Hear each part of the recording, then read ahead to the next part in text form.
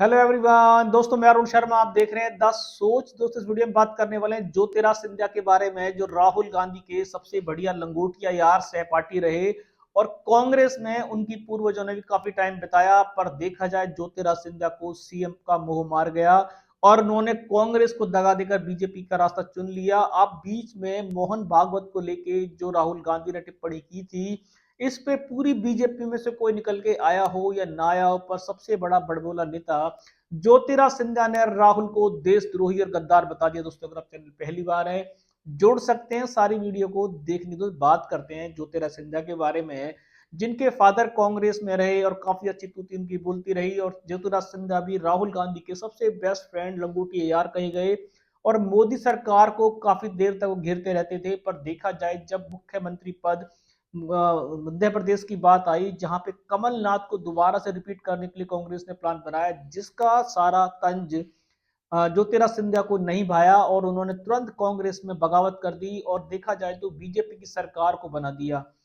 कांग्रेस में सबसे बड़े बलबूते नेता थे और सबसे बड़े वो लंबी लंबी हाँकते थे, मोदी जी को जमकर घेरा करते थे, बीजेपी पर ढेरों सवाल करते थे।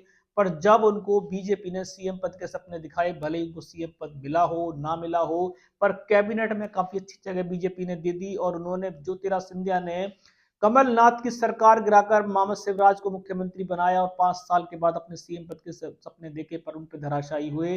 अब उनको एक ही मुद्दा है कि कांग्रेस ने सीएम बने नहीं, बीजेपी ने सीएम बनाया नहीं।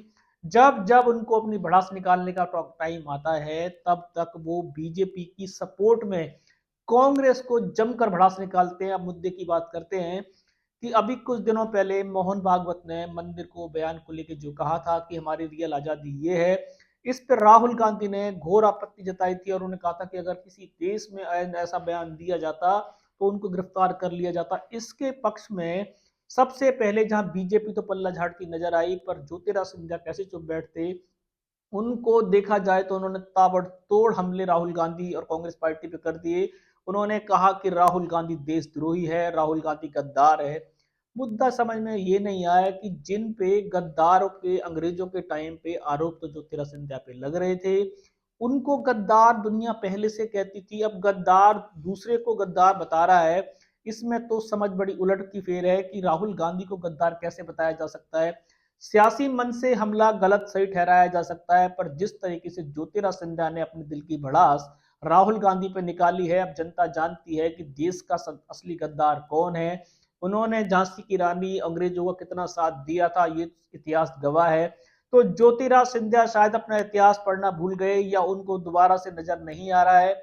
खाली एक सियासी बयान से किसी को गद्दार नहीं कहा जा सकता, पर राहुल गांधी को गद्दार बताने में सबसे पहले दो दो हाथ ज्योतिरादित्य सिंधिया ने किए और उन्होंने कहा कि राहुल गांधी देशद्रोही है, उनको कुछ अकल शकल नहीं है, उनको इस तरीके से इटली जाना चाहिए, उनका यहाँ पे कुछ नहीं है।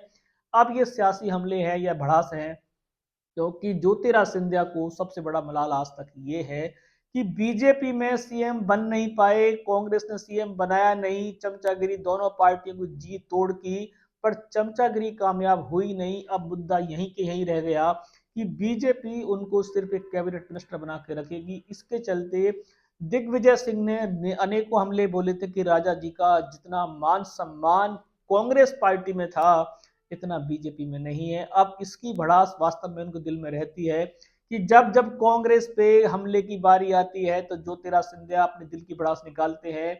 ऐसे ही मोहन भागवत के बयान पे जब पूरी बीजेपी खामोश नजर आई, वहां ज्योतिरादित्य सिंधिया ने राहुल गांधी को गद्दार बताया। अब दोनों ये एक मुद्दे की बात है कि दोनों किसको कौन गद्दार बता रहा है। जनता इतनी मूर्ख नहीं है कि ज्योतिरादित्य सिंधिया की बातों को सच मान लिया जाए, क्योंकि गद्दार कौन है ये इतिहास में पहले लिखा जा चुका है।